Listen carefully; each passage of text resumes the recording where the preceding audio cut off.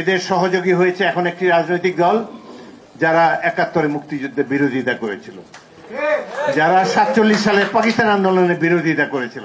সব সময় জনগণের বিপক্ষে থাকে তাদের অবস্থান। আজকে তারা বাংলাদেশের ভাগ্য নির্ধারণ করতে চায়। তারা তুলে এনেছে কি পিআর এর অধীনে নির্বাচন হতে হবে। পিআর কি? সংখ্যানুপাতিক নির্বাচন। পৃথিবীতে সখানে গণতান্ত্রিক দেশ আছে, ১৫০ গণতান্ত্রিক দেশ আছে। এক এক দেশে যে যার কালচার অনুসারে, যে যার সংস্কৃতি অনুসারে, জনগণের অতীত অভিজ্ঞতার আলোকে সেই দেশে গণতান্ত্রিক ব্যবস্থা পরিচালিত হয়। আমাদের দেশে প্রায় ১০০ বছরের কাছাকাছি ১৯৩৭ সালে ভোট হয়েছিল এই বেঙ্গলে।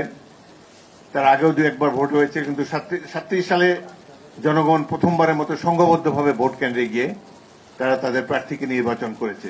সেই ৩৭ সাল থেকে আজ অবধি আমরা এই বর্তমান যে সিস্টেম বাংলাদেশে চালু রয়েছে, ওয়ান ম্যান ওয়ান ভোট, এইভাবেই একজন ব্যক্তিকে তারা নির্বাচিত করে এসেছে।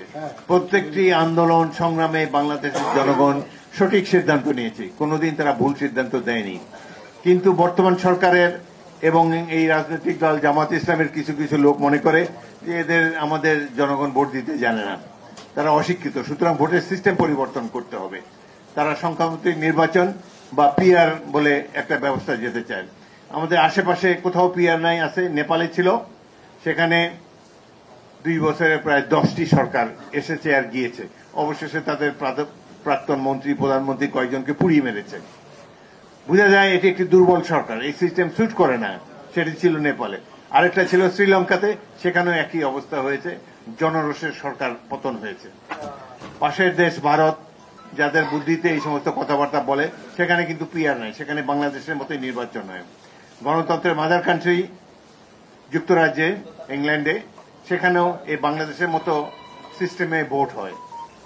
যদি এই পিআর সিস্টেম এতই ভালো থাকতো, তাহলে যারা ২০০-৩০০ বছর ধরে যারা গণতন্ত্র প্র্যাকটিস করে এসেছে, তারা তো এই ব্যবস্থাটা, এই সংখ্যানুপাতিক নির্বাচনই তাদের দেশের জন্য গ্রহণ করত।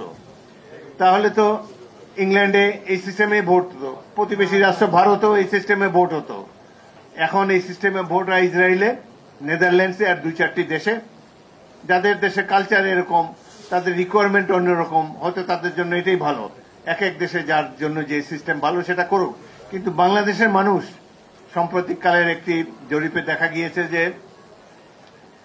56% মানুষ জানেই না যে সংখ্যানুপাতিক নির্বাচন কি।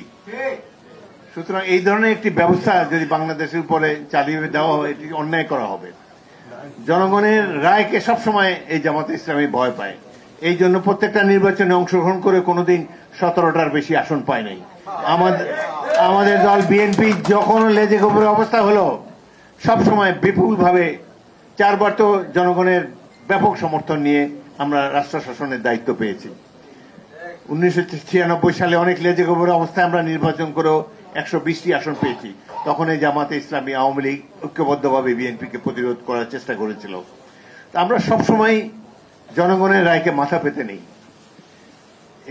তারা যদি মনে করে যে 2-3টি দল পিআর সিস্টেমে নির্বাচনে যেতে চায়, তারা যদি মনে করে যে তাদের এই নির্বাচনী ব্যবস্থায় বাংলাদেশের মানুষের জন্য সবচেয়ে বেশি সঠিক, সবচেয়ে বেশি কার্যকর, তাহলে তারা তাদের নির্বাচনী ম্যানিফেস্টোতে, তাদের নির্বাচনী ইশতেহারে এটি তারা জনগণকে জানিয়ে দেখ যে আমরা নির্বাচিত হলে পরবর্তী কাল থেকে এই পিআর সিস্টেমের অধীনে বাংলাদেশে নির্বাচন হবে।